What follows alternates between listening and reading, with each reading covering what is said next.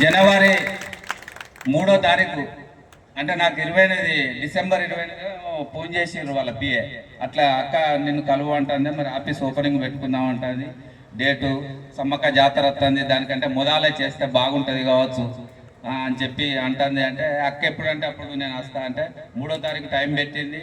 టక్కన 8 గంటలకి వచ్చి కొబ్బరికాయ కొట్టి విజేసేసి అంటే అక్క హామీ ఇస్తే అది అమలవుతుంది తప్ప అక్క అట్లా అక్క కష్ట సుఖాలు అన్నీ తెలిసి మీ అందరికి తెలుసు కనుక అక్క మాట్లాడవలసిందిగా, మాకు అక్క మద్దతు ఈ సమస్యల పరిష్కారం అయ్యేంత వరకు ఈ అమాలి వర్గం అణగారిపోయింది, విచ్ఛిన్నమైపోయింది, దోపిడీకి గురవుతుంది, అణచివేతకు గురవుతుంది,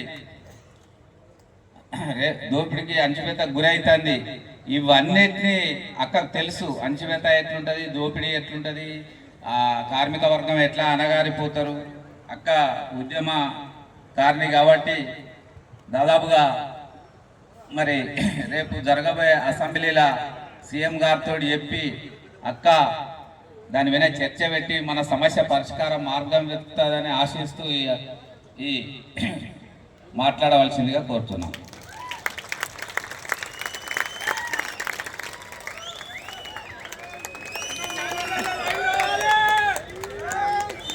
ఈరోజు ఎంతో సంతోషం. మరి ఉద్యమకారులు, పోరాట యోధులు ప్రపంచాన్ని, సామ్రాజ్యవాదాన్ని మరి గడగడలాడించినటువంటి శక్తి కార్మిక శక్తి. తద్వారా వందలాది సంవత్సరాలుగా పోరాడి సాధించుకున్నటువంటి మరి అనేక హక్కుల ద్వారా ఈరోజు మళ్ళీ ఇంకా ఏ సమస్యలు అవుతున్నాయో వాటి కోసం మీ యొక్క పోరాటాన్ని, ఉద్యమ స్ఫూర్తిని ప్రపంచ కార్మికులారా ఏకం కండి అనేటువంటి నినాదంతో ఈరోజు అందరినీ ఏకం చేసినటువంటి మా సామ్రాజ్యన్న గారికి ప్రత్యేకంగా ధన్యవాదాలు. మరి ఇక్కడ ముఖ్య అతిథులుగా పెద్దలు గౌరవనీయులు ఎమ్మెల్సీ మన కోదండ సారు ఉద్యమకారుడు, అదేవిధంగా మీకోసం సరే తనకు అంతగా నాకున్నంత అటాచ్మెంట్ ఉద్యమాలతో లేకున్నా ఉద్యమకారుల యొక్క సమస్యలు, హమారీల యొక్క కష్టాలు అన్నీ తెలిసినటువంటి వ్యక్తిగా మరి రాజేంద్ర అన్న గారు మీకోసం ఇంత నడిబొడ్డున భూమి కేటాయించినందుకు నేను ప్రత్యేకంగా వారికి ధన్యవాదాలు, నమస్కారాలు తెలియజేస్తున్నా. అందరూ కూడా చప్పట్లతోటి మరి వారు మనకు అవకాశం ఇచ్చినందుకు మీకు చాలా మంచి అవకాశం. ఇవాళ వరంగల్ నడిబొడ్డున దొరకడం అనేది దాన్ని ఖచ్చితంగా వారు నిర్మిస్తారు. ఇప్పుడే ఇంకా అట్లా కాకుండా ఎట్లా చేద్దామని మేమిద్దరం కూడా మాట్లాడుకోవడం జరిగింది. కాబట్టి మీకు ఇచ్చిన మాట ప్రకారం నాయని రాజేందర్ అన్న గారు మీకు ఆ భవనాన్ని కట్టించి ఇస్తారని ఈ సందర్భంగా తెలియజేస్తా ఉన్నాను. అదేవిధంగా మానవ హక్కుల వేదిక పెద్దలు తిరుపతన్న గారు, ఇతర వేదిక మీద ఉన్నటువంటి సోదరులు, ముఖ్యంగా మరి కమ్యూనిస్టు విప్లవ భావాలతో ఏ మీటింగ్ అయినా కూడా అక్కడ అనేక కష్టాలను కలబోసుకునే వేదికగా అది పాటల రూపంలో, మాటల రూపంలో మరి ప్రతి సందర్భంలో బయటకు వస్తూ ఉంటుంది. కాబట్టి భావాల్ని, బాధల్ని, కష్టాలని, కర్తవ్యాన్ని వ్యక్తం చేస్తున్నటువంటి ఈ కార్మిక వేదికకు, వేదిక మీద ఉన్న సోదరులకు అందరికీ కూడా పేరు పేరున కార్మిక ఉద్యమ శుభాకాంక్షలు, ధన్యవాదాలు తెలియజేస్తా ఉన్నాను. అద్భుతంగా పాటలు పాడినటువంటి మిట్టపల్లి సురేందర్ సోదరుడు, అదేవిధంగా సుక్కరామన్న, అదేవిధంగా భరత్, వచన్, యోచన్, ఇంకా వారి టీం అందరికి, కళా సోదరులకు అందరికీ, వేదిక మీద ఉన్న రవణకు, ఇంకా మిగతా ముఖ్య అతిథులుగా విచ్చేసినటువంటి కార్మికోద్యమ నాయకులకు అందరికీ పేరు పేరున ఉద్యమాభివందనలు తెలియజేస్తా ఉన్నాను. చరిత్ర అంతా కూడా చూస్తే పోరాటాల చరిత్రనే. అంటే కార్మికులు కానీ, కర్షకులు కానీ పోరాడకుండా ఏ హక్కు కూడా చరిత్రలో సాధించుకోలేదు. అందుకనే ఆ యొక్క వారసత్వాన్ని పుణికిపుచ్చుకొని ఈరోజు మీరు ఆ ఎజెండాతో, ఆ ఎర్ర జెండాతో ఈ యొక్క కార్మిక మరి సంఘం యొక్క దశాబ్ది పోరాట ఉత్సవాన్ని, పోరాట దశాబ్ది కాలాన్ని మరి నెమరేసుకుంటూ గతాన్ని గుర్తు చేసుకోవడం, భవిష్యత్ కర్తవ్యాన్ని రూపొందించుకునే మహావేదికగా ఇది నిర్వహించుకోవడం చాలా గర్వకారణం. ఇందాక రాజేందర్ రెడ్డి అని అన్నట్టుగా మరి ఒక సభ పెట్టాలంటే ఎంతో కష్టం రాజకీయ పార్టీలకు, అది ఏ పార్టీ అయినా కానీ. అది చెమట చుక్కని ఎట్లయితే రక్తాన్ని చెమట చుక్కగా మార్చి కష్టాన్ని ఇష్టంగా ఎంచుకొని ఈ యొక్క అందరి సౌలభ్యం కోసం మీరు ఎట్లయితే కష్టపడతారో ఈ సందర్భంలో మీ హక్కుల కోసం మీరే రూపాయి జమగట్టుకొని ఇక్కడికి వచ్చి మీ ఐక్యతను మీ క్రమశిక్షణను చాటడం అనేది చాలా చాలా గొప్ప. కాబట్టి ఐక్యత ఉంటే సాధించనిది ఏది లేదు. అది చరిత్ర చెప్పిన సత్యం, ఉద్యమాలు చెప్పినటువంటి సత్యం. ఆ సత్యం వెలుగులో ఖచ్చితంగా కాంగ్రెస్ పార్టీ ఇచ్చినటువంటి మేనిఫెస్టోలో మరి పెట్టిన విధంగా మళ్ళీ మేము కూడా ఇద్దరం ఇక్కడ ముగ్గురం ఉన్నాం. కోదండ సార్ గారు కానీ నేను కానీ రాజేందర్ అన్న ఇంకా వేదిక మీద ఉన్నటువంటి సోదరులం తీసుకెళ్ళి ఖచ్చితంగా ముఖ్యమంత్రి గారితోటి అదే విధంగా మేనిఫెస్టో కమిటీ చైర్పర్సన్ గా శ్రీధర్ బాబు గారు కూడా ఉండే. సో మేమందరం ఇందులో మీ సంక్షేమ బోర్డు కోసం కానీ హెల్త్ కార్డ్స్ కోసం కానీ అదే విధంగా ఇన్సూరెన్స్ కోసం కానీ తప్పకుండా మాట్లాడి సాధించే విధంగా మీ పక్షాన ఉంటామని తెలియజేస్తా ఉన్నాం. అదే కాకుండా కొద్దిగా సిటీలలో ప్రత్యేకంగా కాలనీలు ప్లేసులు దొరకకుండా ప్రయత్నం చేస్తాం. బట్ పేద మన కార్మికులకు మాత్రం తప్పకుండా ఇల్లులు ఇచ్చే విధంగా కృషి చేస్తామని ఇప్పిస్తామని కూడా ఈ సందర్భంగా తెలియజేస్తా ఉన్నాం. కాబట్టి ఈరోజు ఎర్రటెండలో మరి ఎర్రజెండా సోదరులందరూ ఈ యొక్క కష్టాన్ని కర్తవ్యాన్ని మాట్లాడుకోవడానికి ఇక్కడికి రావడం జరిగింది.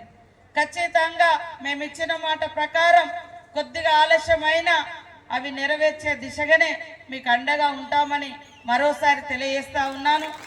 నేను వాస్తవానికి ప్రతిపక్షంలో ఉన్నప్పుడు హమాలి భవనం కోసం ములుగులో ప్రయత్నం చేసిన, కానీ ఆ రోజు నాకు ₹1 కూడా ఎమ్మెల్యే ఫండ్ కూడా రాలే లాస్ట్ 5 years. సో అది స్థలం కొద్దిగా కేటాయించినప్పటికీ అక్కడుండే రకరకాల ఒత్తిళ్లతోటి అది అట్లనే పెండింగ్లో ఉంటే మళ్ళీ మరి వేరే ఫండ్ ద్వారా తీసుకొచ్చి మరి జాతరకు సమ్మక్క సారలమ్మ జాతరకు ముందే హమాలి భవనాన్ని కట్టించి వెంటనే ప్రారంభించడం జరిగింది సామ్రాజ్యం అన్న చేతుల మీదుగా. కాబట్టి నాకు చాలా రోజుల నుంచి ములుగులో తిరుగుతుంటే బాధ అనిపించేది. పాప మనోళ్ళు ఆ మూటలు ఎత్తుతారు, దించుతారు, తిరుగుతారు, కానీ ఎక్కడ పోయి కూర్చోవాలని ఎక్కడ చోటు ఉండదు. ఈవెన్ అక్కడ ఒక షాప్ ఉంటుంది, ఆ షాప్లో కూడా వాళ్ళ సామాన్లు లోడ్ చేస్తారు, అన్లోడ్ చేస్తారు, కానీ ఆడ కూర్చుందామంటే ఆడ అవకాశం ఉండదు. కస్టమర్లు వస్తూ అంటారు, రకరకాల ఉంటాయి. వాళ్ళుగా మీ పని అయిపోయింది కదా మీరు వెళ్ళిపోండి అంటారు. మళ్ళీ ఒక గంటకు మళ్ళీ ఇంకొక కాడ పని ఉంటుంది. మరి వీళ్ళందరూ ఎక్కడ జమ కావాలి, ఎక్కడ కూర్చోవాలి, వీళ్ళదంతా ఒక అడ్డా అనేది కూడా ఉండాలి. ఎడబడితే ఆడ రోడ్ల మీద ఉంటున్నారు అనే ఉద్దేశంతో ములుగులో దాదాపుగా చాలా సంవత్సరాల నుంచి ప్రయత్నం చేస్తే మొన్న అంటే ఒక అవకాశం వస్తే మనసుంటే ఏం చేయగలుగుతాము అనడానికి అది ఒక అవకాశంగా నాకు దొరికింది.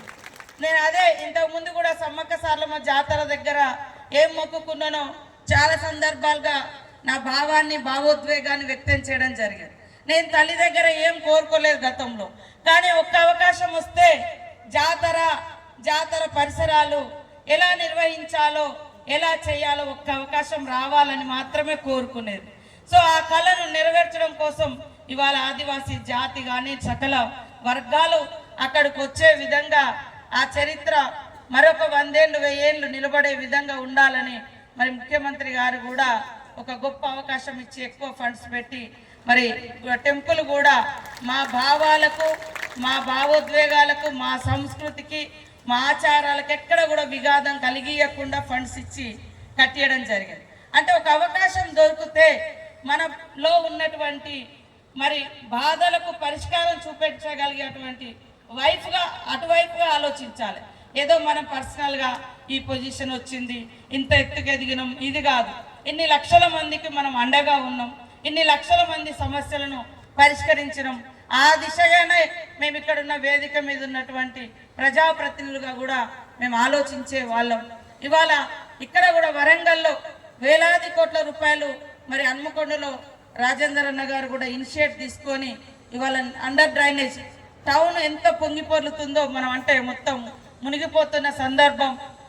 అదేవిధంగా ఇంకా నాలాలు ఇట్లాంటి వాటి మీద కూడా ఇక్కడ ఉండే సమస్యల మీద వారు ఫోకస్ చేస్తూ ఉన్నారు. మీ సమస్యలను తప్పకుండా మీరు మా దృష్టికి తీసుకొచ్చిండ్రు.